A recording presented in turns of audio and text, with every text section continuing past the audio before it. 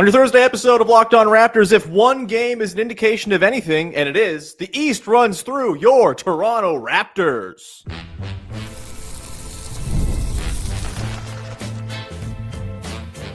You are Locked On Raptors, your daily Toronto Raptors podcast, part of the Locked On Podcast Network, your team every day. Hey, what's going on? And welcome to another episode of Locked On Raptors, part of the Locked On Podcast Network, your team every day. It is Thursday, October the 23rd, and I am your host, Sean Woodley. I've been covering the Toronto Raptors now for 12 seasons on various platforms. You can find all my work over on Blue Sky. You can find the show on Instagram. You can join us in the Locked On Raptors Discord server, link in the description of the podcast. Come hang out. It'd be great to have you become part of our listener community. And let me tell you, it was a beacon of optimism last night as the Toronto Raptors were laying the smackdown on the Atlanta Hawks over in the Discord. Come hang out. It's a great community we got building around the show. And if they're going to play like that every night, it's going to be a very fun place to be all season long. On today's show, we will talk about the Raptors handing one to the Atlanta Hawks 138-118 in their opener on the road last night down in Atlanta. We will get into the pesky boys on defense, these 10 steals, the marauding in transition, all that good stuff, the good, the bad, the etc. All the stuff you have on a post-game episode of this here podcast. And we're going to do it all with the wonderful Katie Heindl of NBA TV. Sounds wonderful. Katie, how the hell are you? I'm doing well.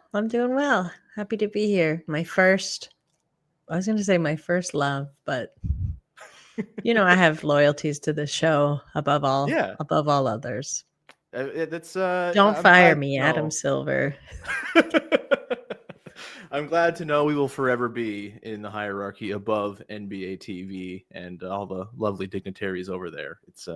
It warms my heart, Katie. Also warming my heart was just absolutely embarrassing the Atlanta Hawks to the point that they were getting booed on their home floor in their home opener.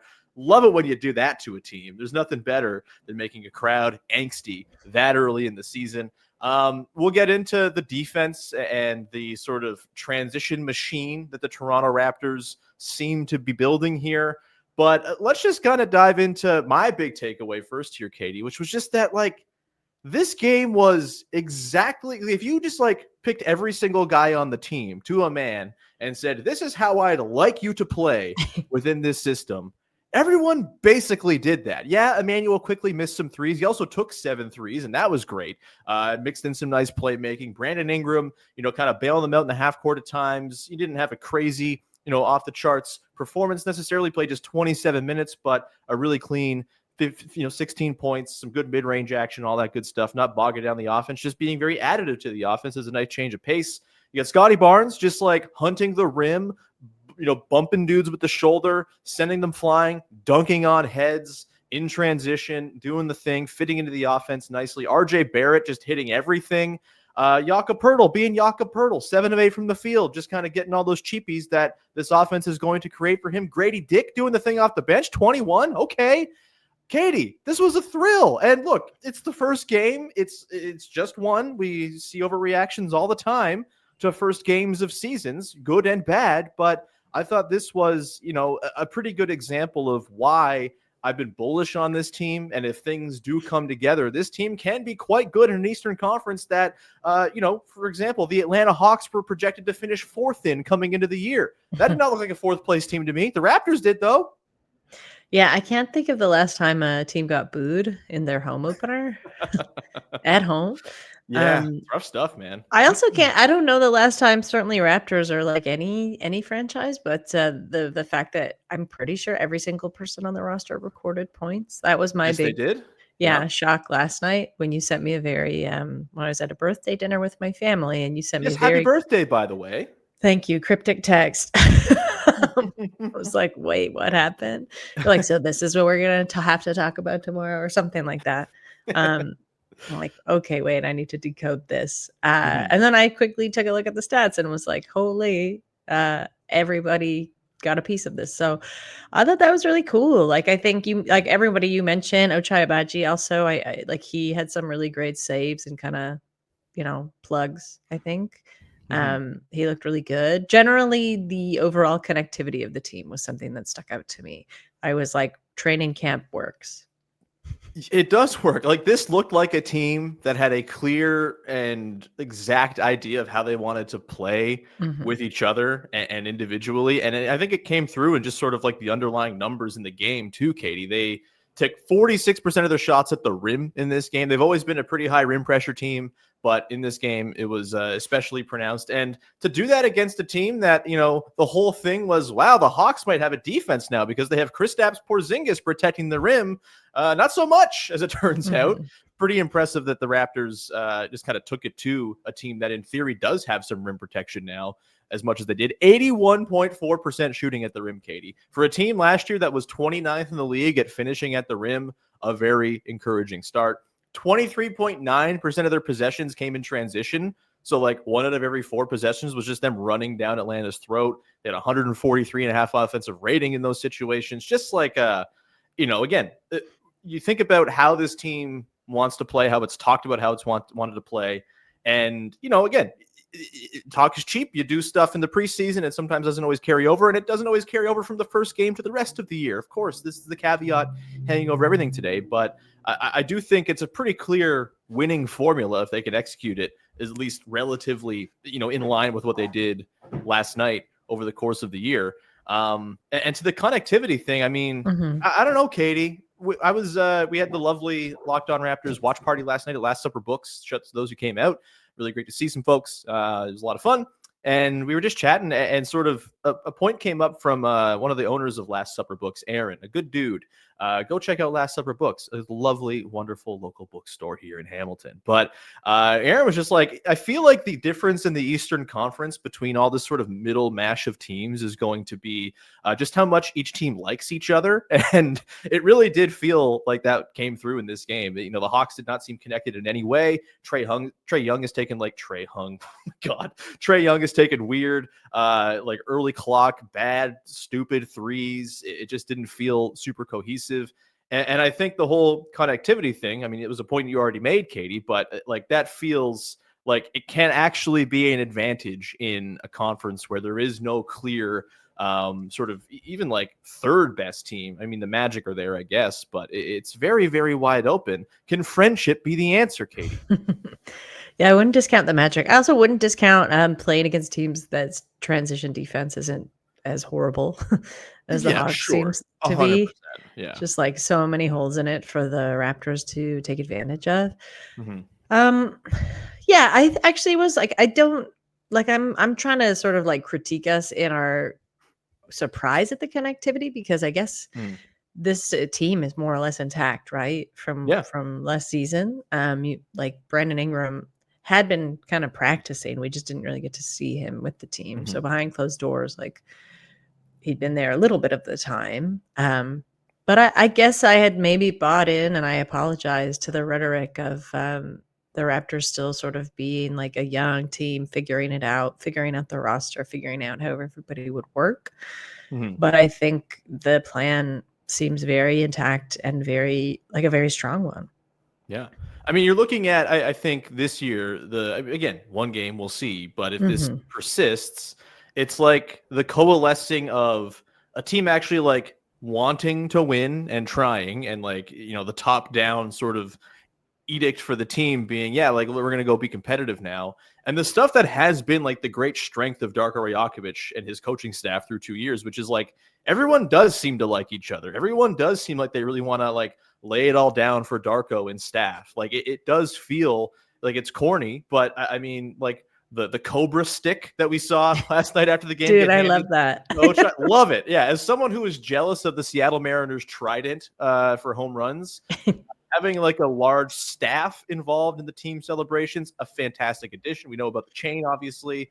Darko just like, I don't know, man. It seems like everyone to a man is like fully like bought into everything he's selling. That was the case over the last 2 years when the team obviously had different priorities from the top end. This year, you combine that good stuff that was going on with an actual sort of purpose to go and win games. Could be something pretty fun here brewing for your Toronto Raptors. Again, it's just one game, but If we can come out and say Victor Wembanyama is the new best player alive after last night, which I think maybe we can also the Toronto Raptors are your favorites in the Eastern Conference. Maybe that's a stretch. Maybe it's not. We'll come back on the other side here, Katie, and talk about the defense, which, by the way, is number 2 in the NBA after one game across the entire league, behind only Victor Wembanyama's San Antonio Spurs. Boy, maybe the Dallas Mavericks should get a point guard. But we'll come back on the other side and talk about the Raptors' band of pesky boys as we continue to break down a very fun season opener for your Toronto Raptors. Today's show is brought to you by Mint Mobile. If you're still overpaying for wireless, it's time to say yes to saying no. At Mint Mobile, their favorite word is no. No contracts, no monthly bills, no overages, no hidden fees, no BS. You can make the switch, say yes, get premium wireless for just $15 a month with Mint Mobile. Mint makes it simple. All plans come with high-speed data and unlimited talk and text delivered on the nation's largest 5G network. You can even bring your own phone and keep your same number and contacts. That's pretty sweet. Look, we're getting rinsed for everything these days. Everything costs too much money. World Series tickets cost too much money. Food costs too much money. And your phone bill, obviously, a lot of the time costs too much money. Mint Mobile is here to make it so you don't have to pay out the ass for a thing that everyone needs: data, your phone, access to the internet. It's a lovely thing. Get $15 a month for premium wireless with Mint Mobile. Ready to say yes to saying no? Make the switch at mintmobile.com/LockedOnNBA. That's mintmobile.com/LockedOnNBA. Today's show is also brought to you by Rouge Yet. Let's be real, making excuses doesn't solve anything. We've all heard them before. It's just stress, I'm tired, or it happens to everyone sometimes. But when it comes to performance, sometimes your body just needs a little extra support, and that is where Rouge Yet comes in. RougeYet.com offers fast-acting doctor-prescribed treatments for ED designed to help you stop making excuses and start making moves. Rouge Yet makes it easy to get started. You just connect with a board-certified doctor, 100% online, no awkward waiting rooms, no in-person appointments. If prescribed, your treatment comes shipped directly straight to your door, and very discreetly as well. The process is fast, simple, and private. It's handled by real doctors. It's about confidence, connection, and getting back to the moments that matter. Visit RUGIET.com/LockedInNBA to get 15% off your first order. That's RougeYet.com/LockedInNBA. And don't forget to use our code LockedInNBA so they know we sent you. Rouge Yet. Stop making excuses and start making moves. Back at it here with Katie Heindl talking about a rollicking 20-point victory over the Atlanta Hawks that frankly could have been more than that, based on how porous the Hawks played on one end of the floor and how dominant the Raptors were in basically every facet. Is a cat situation happening on your end, Katie? No, I kicked my ring light. I wish I could say it was the cat. The cat jumped on the ring light and swung around the room, and it disturbed your camera. It's fine. Let's get into the defense for the Toronto Raptors in this one, Katie, because it was really impressive. And again, give up 118 points. You might say, wow, that's a lot of points to give up, but it was a very high-paced game, a lot of possessions, and across the entire NBA, as I mentioned, per clean the glass, Katie, as it stands right now, not only did the Toronto Raptors have the 5th best offense in the NBA, they have the 2nd best defense in the NBA through one game. Stop the count, etc. They're a top 5 on both ends of the floor team. Begin the parade. Just use the same parade the Blue Jays will use when they vanquish the Dodgers. I thought the defense, look, there were moments in this game where the sort of over-aggression of their sort of base scheme cost them a little bit, easy runs to the rim, kind of a lack of backline help at times. But I thought overall they did a pretty damn good job of staying connected and just kind of leaning into being extremely annoying at the point of attack. And it wasn't just your usual suspects of Jamal Shed and Scottie Barnes. I thought basically everyone brought it on that end of the floor. RJ Barrett had 2 steals. He was disruptive, knocking passes away, getting deflections. Brandon Ingram's hands were everywhere in this game as well. What were your impressions of the way the Raptors played defense in this one, Katie? Yeah, on the note of physicality, I actually really liked it. I mean, I know they were in foul trouble at times, and I understand why, but I think in terms of a first game out of the gate and just like a tone to set for the season, I really don't mind it. I don't mind them. Like, we're talking about them being pests in the sense of having hands pretty much everywhere, and the pest pressure that they were able to put on, which I thought, that's something that you can really sharpen and can get a lot smarter. But in terms of just playing physical and like out rebounding, right? Like how many rebounds did Brandon Ingram have? 10 rebounds? He had 9. He was really good on the defensive Yeah. glass. Yeah. Like that's crazy to me. Mhm. That's great, but I think being able to do that at both ends of the floor, and if it's going to get you, if it's going to get you some calls, I think it's a really good way to set a tone, especially again against a team that I think has really been discounted Mhm. for the physicality they're able to bring. They're a big team, and like They we're are. talking a lot. I'm looking at you, Houston Rockets, of just like, we'll just be big this season and we don't need another plan. But the Raptors have size and like they have size and a plan. I was going to say they have Yeah. size and like a certain level of deftness. I think that they can get better. They don't seem very clumsy in a way that I think the Rockets size is going to eventually wear on them and Mhm. wear pretty thin. But Toronto has a lot of other backups, it seems like, in addition to that size. But size is not always the worst thing to deploy in a tricky game or a game where you're getting kind of bodied and bruised, right? Mhm. So I know that might be a takeaway for some to like be careful, but I think I actually liked seeing it. And the foul trouble didn't actually get them into any trouble. Yeah, So I mean, you'd like to not give up 37 free throw attempts in a game. Again, another way in which this game could have been significantly more in the Raptors' favor, right? Like they gave up a lot of free points just by being super aggressive, getting in the they were bonus. I think like theirs to give. 4. Yeah. They were their free points to give.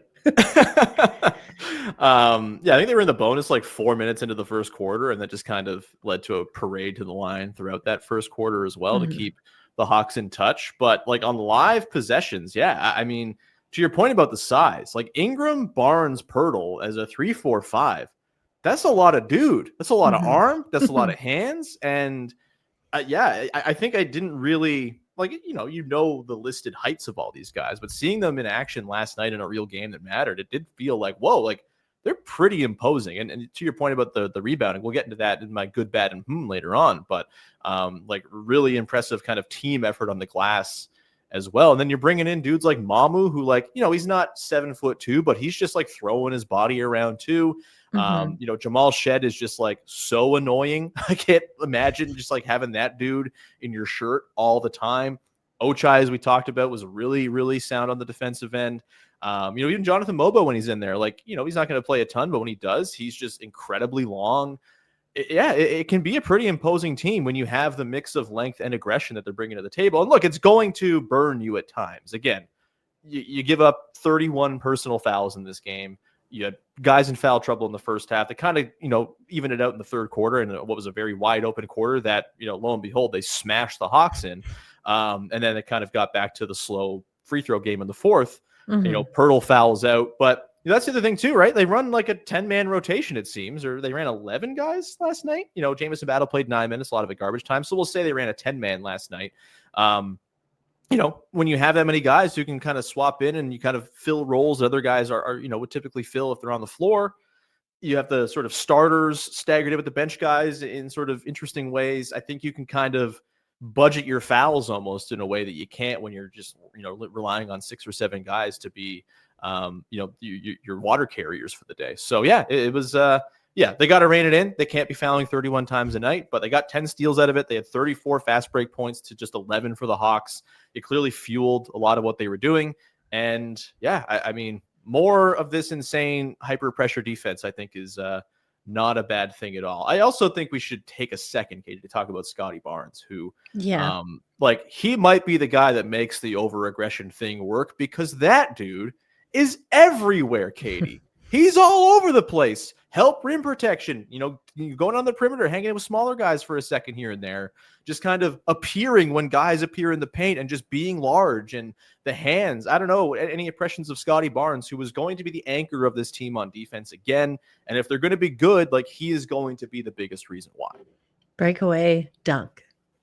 That's all I'll say. That was wonderful. And that was already when the game was like they'd run away with it, but he literally ran away with the ball. I think I want to say in my mind's eye, he nabbed it from Kristaps Porzingis, but I don't think that was the case. I mean, he did at some point in the game, but maybe not for that play specifically. But that was great because those are sort of the flourish moments I really love to see from him because, yeah, they might be a little bit or a bit extra, Mhm.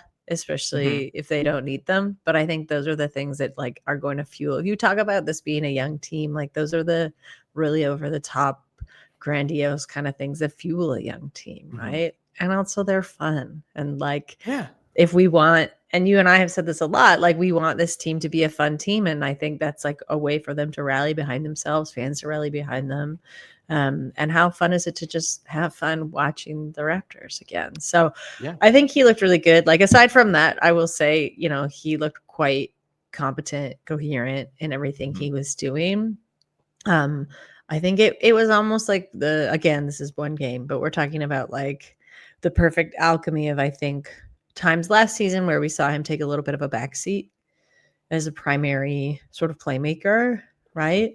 Mhm. Um, and then times we also saw him like really step into that role in seasons past. I think we're sort of seeing him being able to toggle now quite swiftly between those roles in real Yeah. time when the team needs him to. And that's very reassuring to me.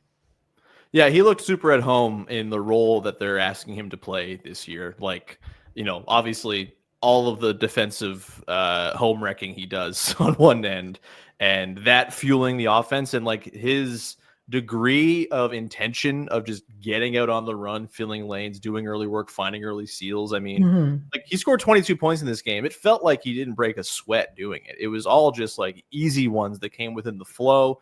The 9 assists, I mean, so much of the playmaking for him was just like really connective in nature, screen and roll, get it on the short roll, find Pirtle on the baseline, that type of stuff. Like this was an optimized version of Scottie Barnes. And I think if he kind of leads with the defense and, kind of lets that flow into what comes on the other end, I think that is a pretty awesome thing. And to the point of them being fun, I mean, it really harkened back to like the first couple, the first impression we had of Scottie Barnes, which was drawing Magic Johnson comparisons. Like this Mhm. dude plays a run and gun open court style. He's a menace in the open floor. He's one of the best transition players we have.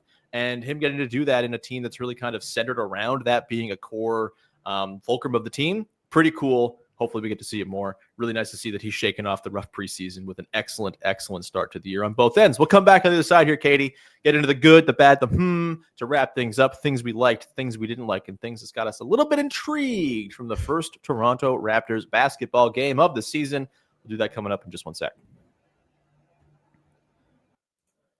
Today's show is brought to you by Skims. Yes, we're talking about Sean's underwear. Yes, when they found out that Skims had men's underwear, I was pretty intrigued. I know my wife swears by them, and I got a couple of samples sent to me by Skims a little while back, and I still rock those things all the time. They're incredibly comfortable, and they're versatile. I can just wear them as like my regular underwear for the day, go for a walk, whatever, and super comfortable. They're not getting all bunched up. They're not moving on me. They're breathable. They're nice. They're comfortable and they just stay where you want them to stay. And then you can also play sports in them. I have like the 5-inch ones, like the longer briefs that I'll wear, as my sort of underlayer for basketball sometimes. Keeps me nice and fresh and clean and warm and like not warm. No, the opposite of warm. Cool, breezy. That's what I'm looking for. I love them. I really cannot swear by Skims enough. We have a lot of sponsors on this podcast. This is very much one of the ones that I am a sworn user of and advocate for because they are incredibly comfortable. And I am very particular about my underoos. Shop Skims Men's at skims.com. Let them know we sent you after you place your order. Select podcast in the survey and select our show in the drop-down menu that follows. Skims.com. Go get yourself some underwear, baby. Wrapping things up here with Katie Heindl from Basketball Feelings, the magazine, which we'll tell you a little bit later on top of NBA TV. And my goodness, Katie, well, it's the year of Katie, which is a great thing for everybody. But let's continue taking apart last night's game with the good, the bad, and the a thing we liked, thing we didn't like, thing that's got us a little bit intrigued from the latest Toronto Raptors basketball game, the way we wrap up every single episode of this here podcast on the heels of a Toronto Raptors basketball contest. Let's go with the good. Katie, I'll start. Kind of alluded to it before, defensive rebounding, just like a really clean game from the Raptors in that regard. Gang rebounding, guys swooping in with length to grab balls they probably had no business grabbing. Brandon Ingram comes to mind 3 or 4 different times in this regard. It's like, oh, I'm behind you, but my arms are long. So yoink, that's mine. Good second efforts on like tipped balls and stuff too. I thought it was just like a really great game for a team that, like, if you're going to be a run and gun team that gets out in transition, it all starts with not getting killed on the defensive glass. And to the point, they're huge. They got a lot of size. I think everyone can kind of rebound above their station positionally a little bit on this team. I think that's going to behoove them as they go forward and try to play this style. And so, yeah, really cool to see that early on. Just 7 offensive rebounds for the Hawks in this one. Katie, what was your good? I think my good is Brandon Ingram. Yeah, He's not to be professional bucket getter. Too basic. Just I think like really alleviated all. I think all for now the worries I had of just like how's this guy going to look when he steps foot on the floor in a live game? You know, how's he going to look alongside Scottie? How's he going to look alongside? I think that trifecta, honestly, that you mentioned earlier, like the Yak, Scottie, and him of it all. But also other guys, you know, like Quickly, and I think some of the other people, RJ, right? Like I think he really fits quite well. This feels very premature and maybe a bit jinxing to say, but I'm gonna say it. I was told he didn't play defense, so him nabbing those rebounds also pretty reassuring. And yeah, like obviously with the size, he doesn't have to do that all the time, but it's love to see that. So generally, just like he's my a lot of the other guys we've talked about popping, you kind of knew they were going to, but Brandon Ingram was still the big like mysterious, right? Like question mark to me. So I'm very happy with him being the good of that game. I think it was when Joe Wolfon was on the show a little while back, we were talking about Ingram and the fit, and just like I think last night really showed what he was talking about, which is just like he's just like a nice change of pace to how the team typically plays, and like in a good way, in that it's not just one note. You know, if things don't work, they can't get a transition possession, out in the open. It's like, okay, like we can get into the half court stuff. We can either run him off a curl out of the corner and give him a free throw line jumper that he's probably going to bang, or we can have him do an ISO and sort of a more slow, plotted down, possession. But he's such a good passer out of those situations. He's got such good vision, and he's just like so unblockable as a shot taker that it is a nice sort of, okay, yeah, like this is the change up for the Raptors offense. If the fastball is running 25% of the time, having Brandon Ingram just kind of slink into easy shots and create for others and draw a lot of attention and sort of see what comes out of that. I think it's a really nice way for them to play half court offense. And by the way, Katie, they had like a 98 offensive rating in the half court last night, which isn't like incredible, but far better than anything they've accomplished over the last couple of seasons over the course of the year from in the half court. So yeah, nice early returns there on Brandon Ingram, even with him not having his most like prolific game by any means. There will be 35-point Brandon Ingram games where it really becomes clear, oh yeah, this guy knows how to score. What was your bad in this game, Katie? I'll go to you first on this one. Well, we know I'm not going to pick the fouls because they were positive for me.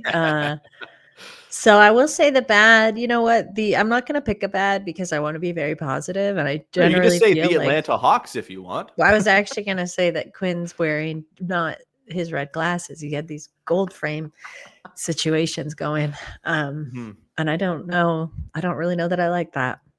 Yeah, poor Quinn Snyder. What? Does he look better or worse than he did in Utah? He always looks good. Okay, fair enough. Sorry, didn't mean to question his integrity. He always looks good. I should have known better. He looks better in a red frame. Yeah. My bad. I mean, I guess like if we're picking, just looking at the box score and saying, oh, that wasn't great. They did shoot just 6 of 25 from 3 in this game. Now, they had 86 fast break points, and the lack of 3-point volume might have been a byproduct of the fact that the Hawks were just like, here, have a free open highway to the rim, many lanes worth of highway, if you will. Go do your thing. And so, yeah, like, are they going to take more threes than 25 a game? Yes. Are they going to hit more than 6 threes in games? Absolutely. Emmanuel Quickly is not going to go 0 of 7 from deep all the time. And a bonus good, by the way. Emmanuel Quickly looked incredible in this game, playmaking wise. Like, not just his sort of, NBA 2K assists where it's one pass and a guy does something with a dribble and scores and you get the assist out of it. It was like, drawing in attention, getting to the paint, beautiful kicks, finding guys in pick and roll. The no look to Mamu in the first half was a thrill. Yeah, a lot of good stuff there from Quickly. Hitting the threes would be nice. I'm sure it will come around. And Katie, the thing that has you intrigued from this game, what do you got for me? Well, first I'll add to your bad like on the clanked threes. There was Mhm. one that Brennan Ingram put up, and then Mhm. Ochai was there to kind of go up for the rebound Yeah. and the second chance point. And you know what? If they're all paying attention to the clanked threes and they're turning them into points, that's okay too. Yeah. Nothing better It's than a gonna brick add some assist. Yeah. versatility just in your like up close sort of shot selection and making. My is Quinn Snyder's hands. There's Oh, a we're off to a great start. there's Carry a on. there's a section of the game because Darko and Quinn are close. Mhm. I sent you a very intriguing screen grab of that replay this morning where they Very erotic almost. yeah, you're Yeah. telling me. They embrace they like have a couple words and then Quinn hugs him and then they're like really Quinn is like holding on to him and Quinn Snyder's hands are like look speaking as someone who literally saw Michelangelo's David 2 weeks ago in person and understanding that the hands on that thing they're bigger, right? They like he emphasized the hands and the feet and the head. They're out of proportion with the rest of the body. Mhm. That's like what Quinn's hands are like, but in person. So Mhm. I'm Mhm. intrigued. I don't know. For those who are watching on YouTube, there's the image I'm just holding up on my Look at phone. that hand on the Look shoulder. at the hand on the Look at that shoulder. hand compared to Yeah. Darko's hand on his upper arm. Yeah. We're Wow. gonna have to put a not safe for work label on Is this podcast Quinn if I hold it up on the our screen any longer. Michelangelo's David? You decide. In the That is the flesh. best possible we could have had, and I wished I saved it for the end. But I'll just say my is is Grady Dick gonna look like that all year? Because if so, boy oh boy, that's a lot of fun. He was really good. 7 of 8 from the line. Got to took a tons of contact. Finished at the rim. 2 of 4 from deep. Plus 18. Crashing the offensive glass. Crashing the defensive glass. A really really nice game from Grady Dick in his newly assumed 6-man role. We'll see if it carries over. He's obviously been prone to ups and downs and efficiency troubles and scoring at the rim problems, but no problems in this one for Grady Dick. And if that is the Grady Dick we're going to see, this team is very deep and very dynamic and super fun. Katie, just feels great talking about a team that's A, trying, and B, winning when trying. What a thrill. It's been some time. Anything you want to promote for the good people out there? And you're not allowed to do your classic, no, you have a lot of things to promote, so you You're have the right. floor. I do. And I'll prioritize basketball feelings. So, basketball Yes. feelings hit its 7-year anniversary yesterday, which is wild to me, but I've built a platform and I decided to embrace that platform. One of my favorite things about basketball feelings, and especially in I'd say the past 3 years, Mhm. is all the very talented guest contributors I've had either speak on the podcast or write for the newsletter.